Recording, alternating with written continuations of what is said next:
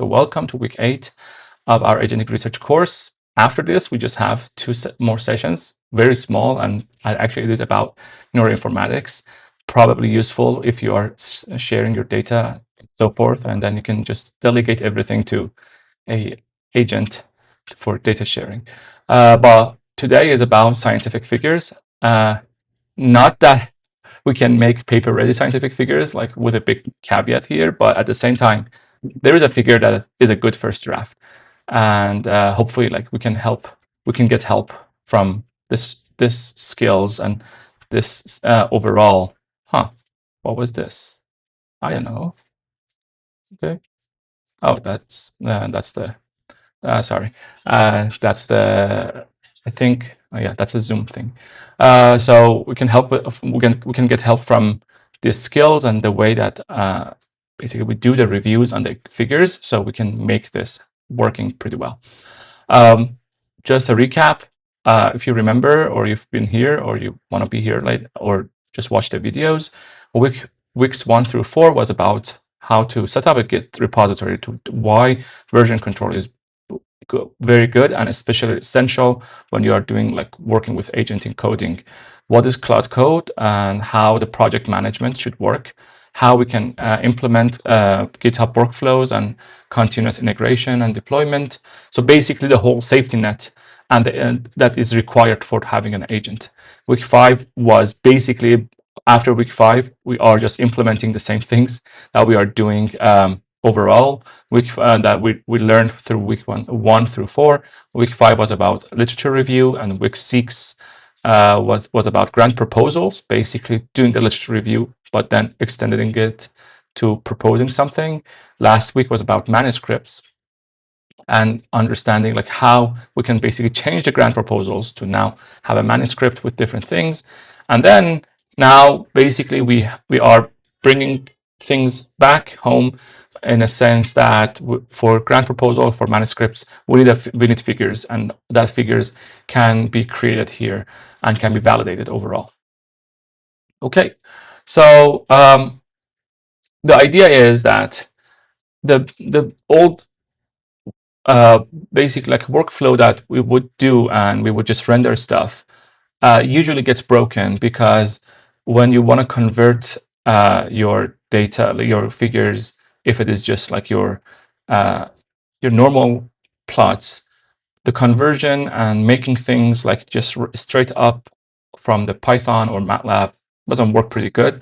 Usually like the fonts are not like up to par or up to the standard of the journal, and many times we have this problem of having basically like when it is rendered, like you have misalignments here and there, and overall this is like becomes hard and hard. Like I usually, like what I do, I basically print as a vector, and I go to a program like an Illustrator or Affinity Designer, and then I just make changes. But at the same time, probably there could be like a better baseline here, and then we can try and make it at least ready for a good draft, and then touch-ups later if you really want to go for the next step. Okay. So here, basically, like again, if you've been here, you're very familiar with this boomerang stuff. So instead of asking naively like an agent to just make me a figure, and it does it either through plotting and then converting it to PDF, or just going to the AI generation like a GPT system, we just change the whole thing to be in a workflow similar to everything that we did so far. So planning, basically finding the palette that we need, like a color palette, building the panels and icons, making them, stitch them together, and then validate. And that's the part that is really, really important. When we validate, we review and make sure that like it is based, the whole figure is up to the standard that we have, or the color palette that we have. And then when we are done, we just export it. So basically, the idea is that for having a publication grade or a journal compliant figure, we need review. and we need revisions, and we need planning and building the building blocks, having specifications. Again, the same exact thing as we did for week 5 through 7.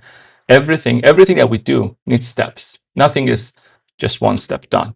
And that's the whole point of this course. Think through what steps requires to do research, to do planning, to make literature review, to make a paper or a grant proposal and a figure, and then agentic engines and agents can accelerate those steps for you a lot more than just you could do it yourself. So as I just mentioned, the idea is that when you plan, you understand or you determine what is the journal size that is needed, or like if you need a double column or single column, basically a figure as a panel grid, and then you identify also your palette and your theme. You can say, hey, I want a nature style or a science style or a PNAS style or IEEE style figure.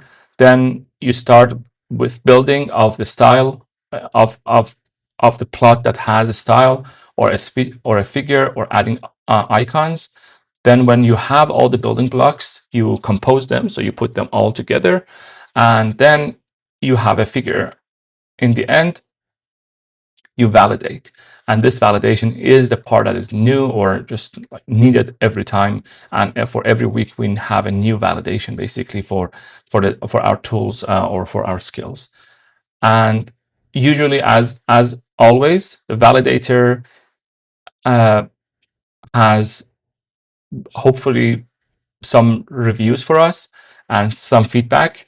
I'm building a mechanical or a mechanical validator or defense as well, to look at the SVGs and look at the figure, look at the text, for example, and then if the text is outside the bounding box of the text, then it would just fail it, for example. Right now, if you install the skill, probably like it's going to change today or tomorrow, but right now the validator, how it works is that it converts to the PNG, to a PNG, and then evaluates that. But it's going to change a little bit. That analysis of the PNG is still there, but we're going to add a little more validation, like a more stringent validation as well. In any case, once you're done, and hopefully like you're not done in the first review and revision, because if you're done the first revision, usually something is fishy there.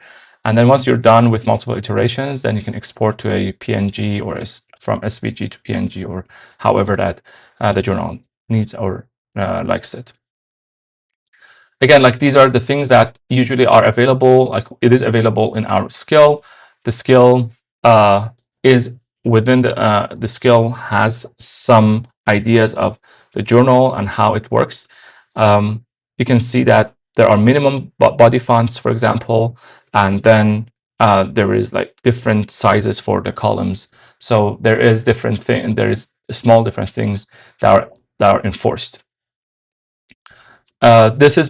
This makes it possible to have a very good first draft for these journals, for example. As a rule of thumb, usually you should not go anything below 6 points, otherwise it's not readable. But I probably like a 5 point is something that might help as well, might be acceptable for some. I do not go below 6 point anyways, but it's pretty good to have basically your standards known for the agent as well. The other really important point, which actually even real humans miss, and I always like, I am telling my, I don't know, students or my people that I'm working with, to make sure that to have every figure has the same or consistent color scheme. So these are also added or are included in the skill that we have, and that is different colorblind safe palettes. So if you are starting with plotting your results or plotting the methods and then the results, and probably like a conclusion figure or however that you are doing it, if you mention that, hey, my palette is, for example, Viridis or a Wang palette, then what happens is that it identifies the figures because it is planning for the figures. It identifies the variables, the plots. It assigns different colors to specific variables, and then it tries to keep it through the whole image generation or figure generation. The idea is that during the validation also, you get to validate whether the plots are consistent and the whole palette is being retained throughout all figures that were generated. That's the whole idea, and the interesting part is that you can when the whole thing when the package or the skill is being pulled or it's activated, there is a theme.json that is created. They call it like a Bible, a reference basically that you can use as a palette or the style or different like width and everything like that. And every time that a figure is in the works, it gets referenced. And from that reference, hopefully, and like so far, almost always, from my experience, you always get the consistent coloring and scheme of figures overall. So right now, what we have here, this is the figures plugin. And if you are probably new here, you might have seen this as it is here in the research skills. I hope that it is here. So you can find it under my GitHub and then research skills here. And there is a figures plugin.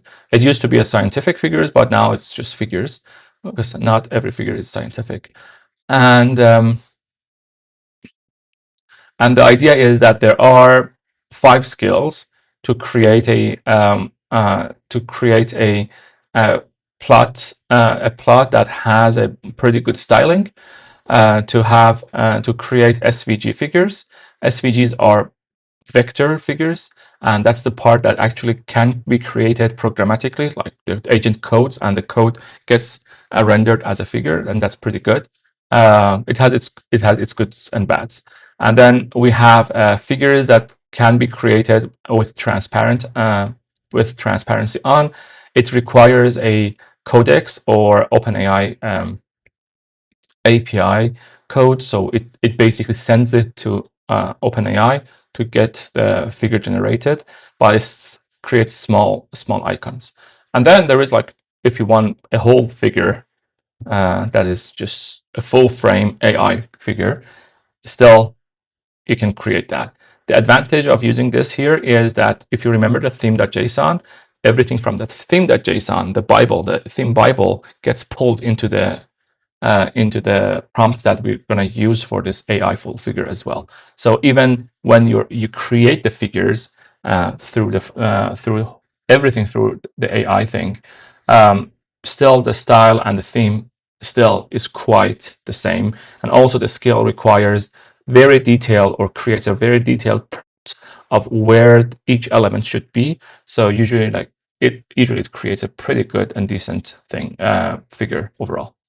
And then there is an agent here. So there is a QC or quality assurance agent that has some deterministic checks. As I mentioned, it's being added like as of right now. And then it has some vision language model. So just like reading the figure and then making sure that it is aesthetically and scientifically correct as per the specifications or the requirements that we have. The VLM so far does a pretty good job. I want to say like 50-60%, but it misses many things, especially when there are many elements, and then so it just forgets. And that's why I'm adding this deterministic check. For example, if there is something here that goes out of the bounding box, it usually finds 1 or 2, but if there are more than that, it just doesn't see it or doesn't notice it. So probably that's why like having the deterministic checks are pretty good. But for example, like here, actually, like I didn't change anything, but I'm gonna tell you where it failed, like throughout this figures and this presentation. As you know, everything that you're seeing is agent. I want to say accelerated, but overall is generated through multi-layer or multi-step agentic coding or agentic work. So the plot styling is basically what you see as a Python plot, but with some guardrails. It's nothing like very fancy. It is just doing the plots and then just change the labels with SVG text. So making sure that your text is up to the correct size and making sure that it is up to the specifications that the agent provides, the basically the specifications of the paper provides. It's nothing fancy. It's just basically one panel plotting, adding some weights, making sure that this is legible, and then adding like text to it, and then converting it to a PNG or just making it an SVG ready for the next step. So it just saves as SVG, as I mentioned. It is making sure it is transparent with the background. It has a tight B box, and the texts are embedded, and that's the whole thing. And the validator here for this inspects every text, making sure that the size is correct and the content is correct as well. Then we have our SVG maker. So you can see that the SVG is basically like this one. These are the same thing. So the SVG is this code. And then from this code, you can generate like such a plot here. But it is really good to make figures that has, I don't know, workflows or like different elements of, like, I want to say like more like basic shapes and basic colors. It really adheres to the template colors and the palette that you have. And overall, it works pretty good. The main problem, especially with simple shapes, the main problem is that in many cases, it fails to align or arrange stuff together. For example, if you have an arrow that is, I don't know, like a circular, or just it's not straight, then the arrow itself sometimes the origin and end becomes messy. Many times the arrowhead becomes actually not aligned properly, and that's a huge thing. That's a huge problem. And then if you have text inside the boxes, it usually takes, and it is long, it goes out, the alignment fails, and so forth. So usually this part is a problem that you need to do multiple checks.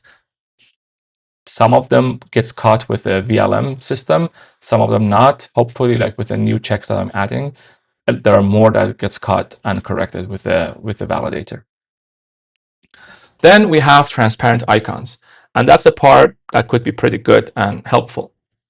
That is basically understanding what we need as a small portion of the figure, and then sending it to codecs if you have a available codecs, for example, or just OpenAI API. And OpenAI API is very, very easy to add. Just go into the OpenAI dashboard, just create and log in, and I don't know, charge or add $1 to $5. Every of these icons is a few cents, and then you get an API code, and from that API code, you just put it inside your environment. And if you need like help with that, please stop by the office hours. I can help you with that. And then basically every time that you need an icon generated, it just sends the instructions to the OpenAI API and then gets the icon back. The advantage is that there is no background, so then you can basically put them together in your figure as panels or as different parts, or just make it very small as an icon, really icon there. And that's the whole thing that it works here.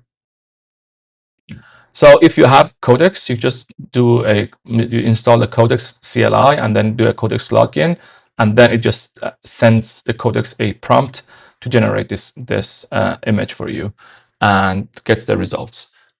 If you do not have codecs, and I think if you have just a $20 per month codecs or OpenAI subscription, you can use codecs as well. If you do not have that, you need an API key for it. Again, remember, like we have this theme.json, and we have, so the whole thing is that we have one source of palette and stroke and style and everything, and this always gets pulled into the prompt that is being sent to different elements. if it is a image generator, the whole thing is sent, and it is asked to basically follow the whole theme requirements. And then we have a full AI figure, for example, this one. And basically the idea is that you add stuff on top of it. So if you add, or if you start with a, hey, I want a full figure, and then you get the substrate. And the idea is that you should not ask for any write-up or any text label on it, just a figure. So the engine that you are using, like here I have OpenAI image generation embedded in it, it is just like, it focuses on generating a very good figure following the theme Bible that you already have provided. And then once you're done, you just add some overlays programmatically, and that's the way that probably you can help making sure that you can control everything. So just a figure, larger, full resolution. It is a little more expensive, and then probably like 20 cents or so. And then you can add stuff here. So for example, here you can add, hey, this is cortex, this is cerebellum, this is brainstem, and so on. This is probably like 10 millimeter, for example, as part of the scale.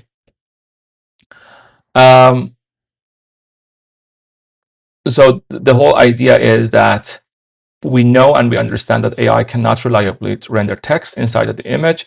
So basically, do not ask it to do that. Do not ask to add numerals, to add any equations or anything like that.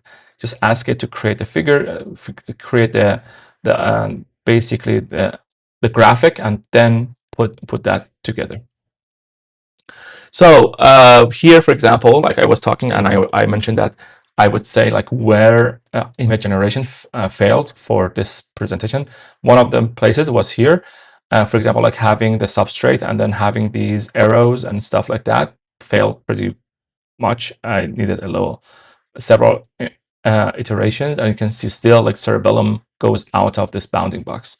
So still, like, there are room for improvement, but at the same time, it's pretty good. For example, I would think that probably like changing this, coming down, or just one small touch in a Illustrator or something like that would just make this a pretty good ready figure for presentations or putting in a small I don't know, book chapter or whatever.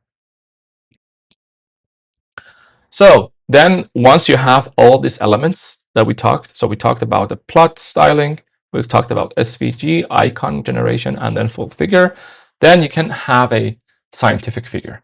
And that's the whole idea of that, having all of these elements, then you can create panels all together, and then you make a scientific figure together with this. And that would be pretty pretty basically like a multi-panel figure that is ready for review. So the panels usually have exact millimeter coordinates, and they try to make sure that the text is preserved and it's going to get reviewed for sure. And if you have mentioned your font, for example, font size and so forth, this fonts also gets evaluated as well. So once all of this done, what's going to happen is that you run with basically validating the font sizes and making sure that everything is correct to the size and to the specifications that is required for the paper or for the standard that you already have provided.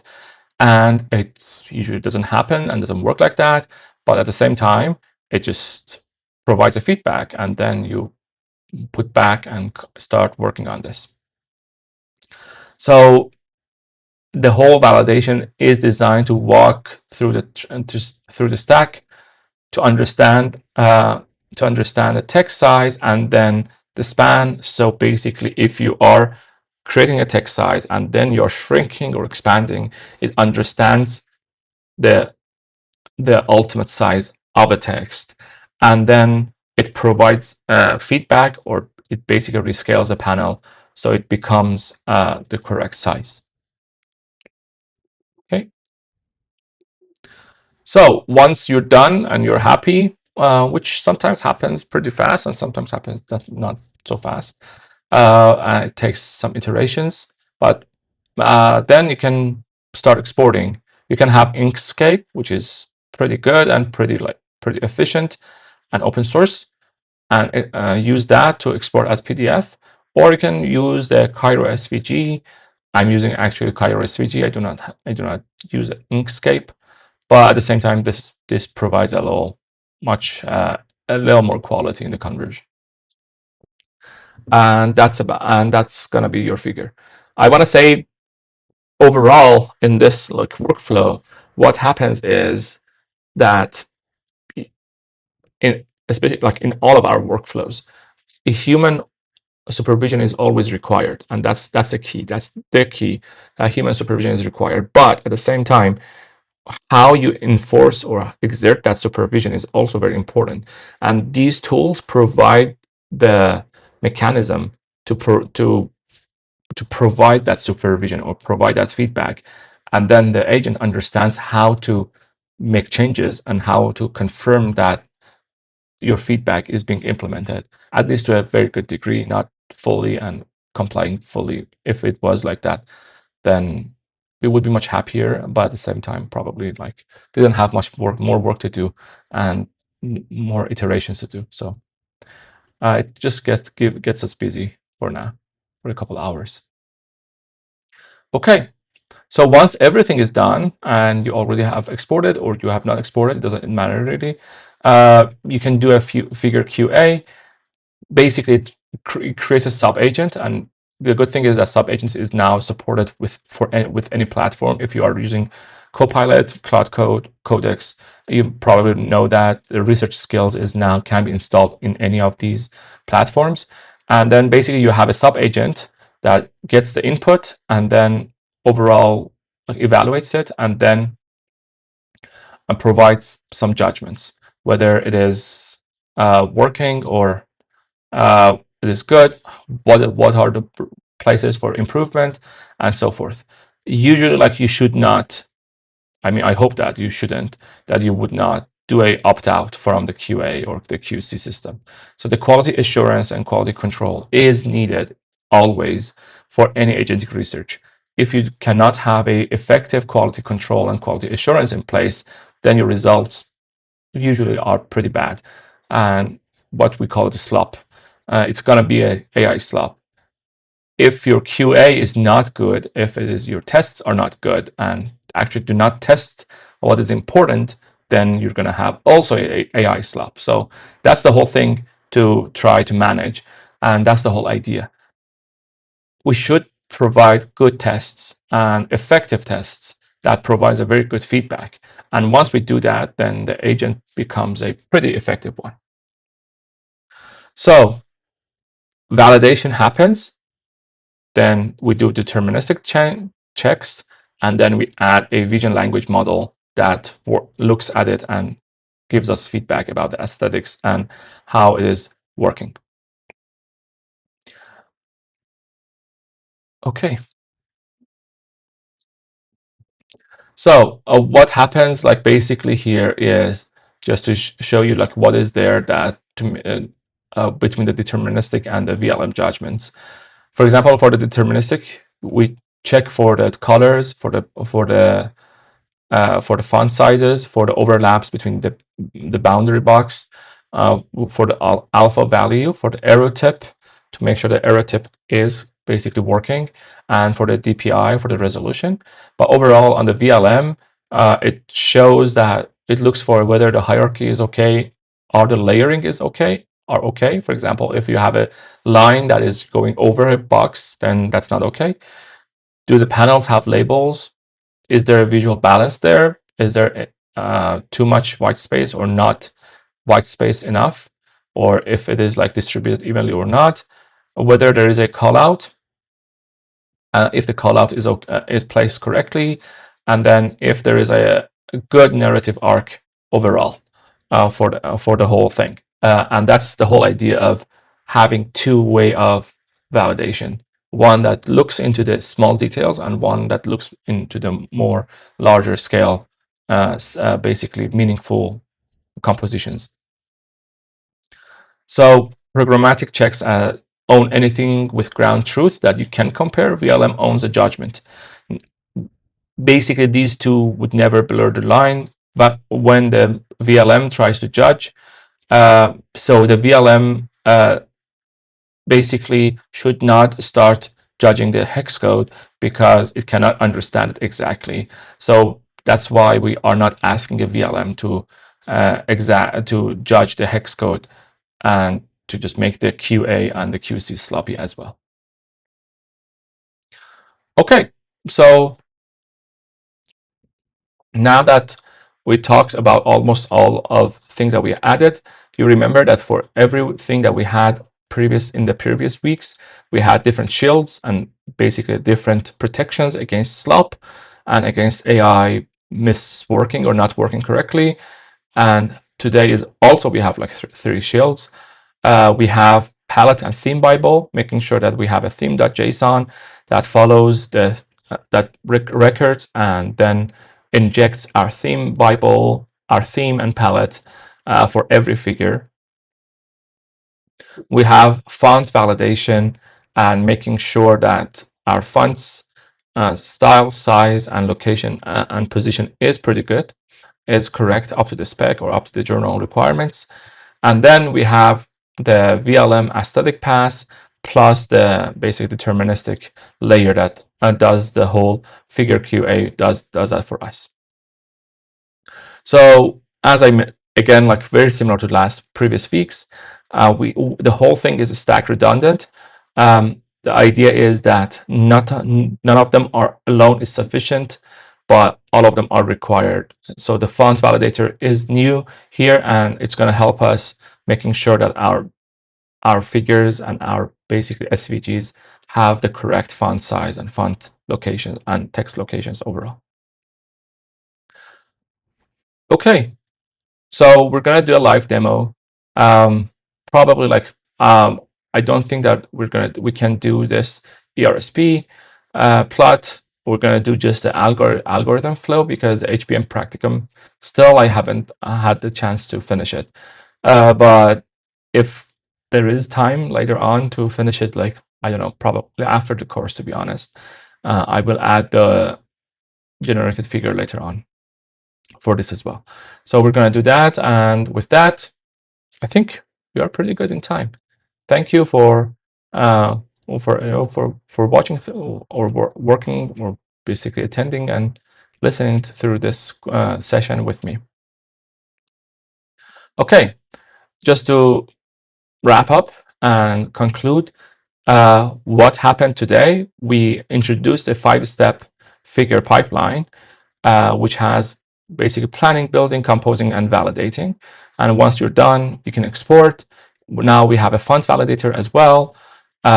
We already had a QA agent that looks at the figures and understands the figures and makes some deterministic checks and adds a vision language model to make sure that the aesthetic pass and basically the higher order meaningfulness pass of the figure is as intended. We want, or we are working toward, a publication grade figure that will add. We can add it to the manuscript or to our grant proposal, and we can make sure that it is journal compliant before submission or before basically our final touch. Next week, we're going to talk about neuroinformatics, how basically describing a little bit about what bits is and what head is, and overall how we can convert or have your data and then convert it to bits and head and then make it work much easier than just doing it by hand. So now I'm going to just switch and start working on creating the figures. But overall, you can also feel free to unmute yourself and start. If you have any questions, let me know.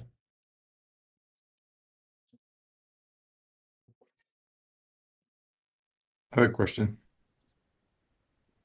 Yep. I always have questions. My pleasure.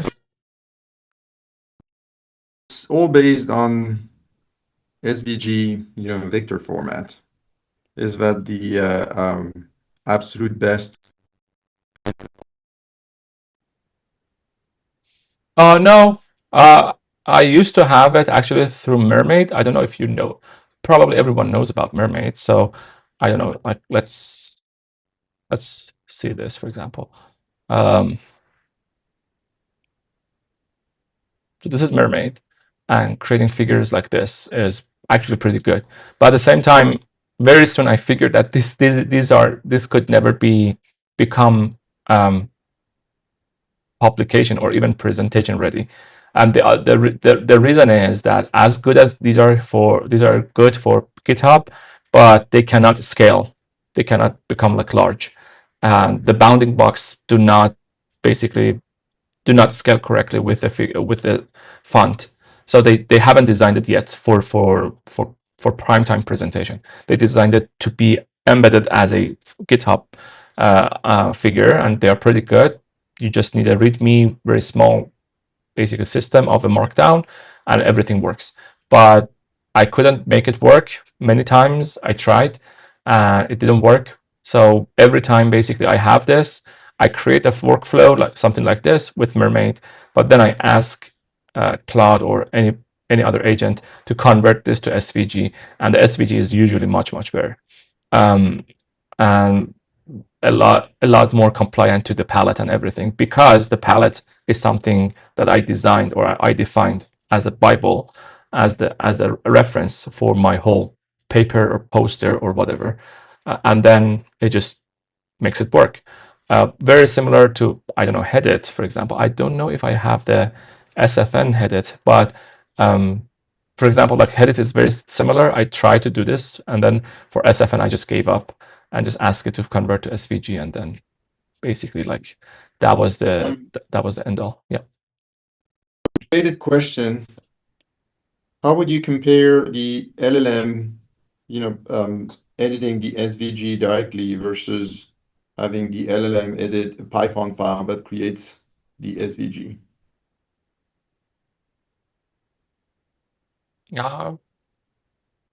I don't know. If you have a Python that creates SVG, then probably you have elements that are programmatically being created.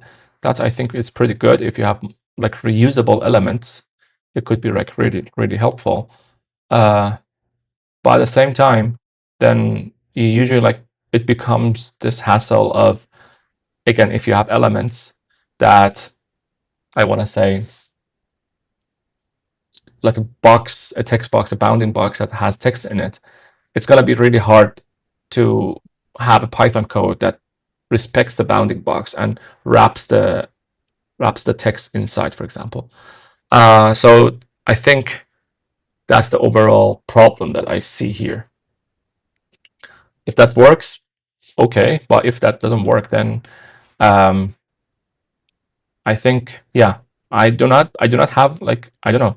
I never used it, to be honest. I never used a Python that creates SVG, because even like for elements that are created, that are reusable, the LLM is pretty intelligent, that it just copies and pastes those elements like at different places. So it tries to reuse it pretty efficiently. That's why I just ask it to generate the whole SVG by itself. Okay, because yeah, I mean the standard scientific process is, at least in the old days, you have a program to make it look better for publication. So what you're saying is that once you've generated your figure with your program, yeah,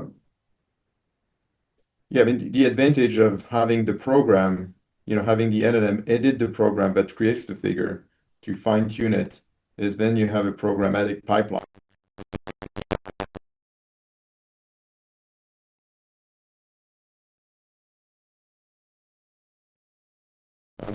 Yeah, I think now basically like you have me some of thinking, because I was working on how like the problems with the arrows and lines and so forth, that usually SVGs fail to do that. But you got me thinking that could be a hybrid, that basically you have the LLM creating the boxes, for example, or the text at different locations, but then identifies a location of the beginning and end points for lines, for if there are line connections or arrow connections, for example. And then you can create the links basically between these or even the bounding boxes programmatically. And that would be a pretty good way of controlling the whole thing, not because LLM is failing on making the good connections. And that's something that is already resolved programmatically within LaTeX or Python. So probably that's something to, I don't know, develop more. Yeah, maybe I'll let you type your command. Yeah, workflow figure for the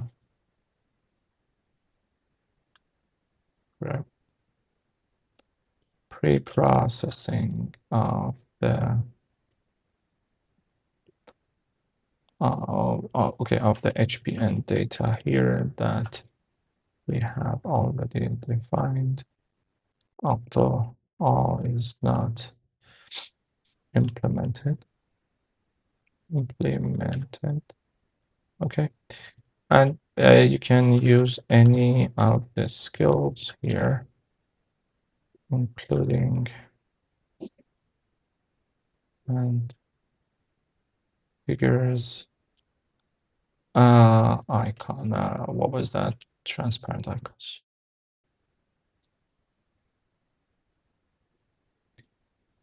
Make sure to do figures. Okay.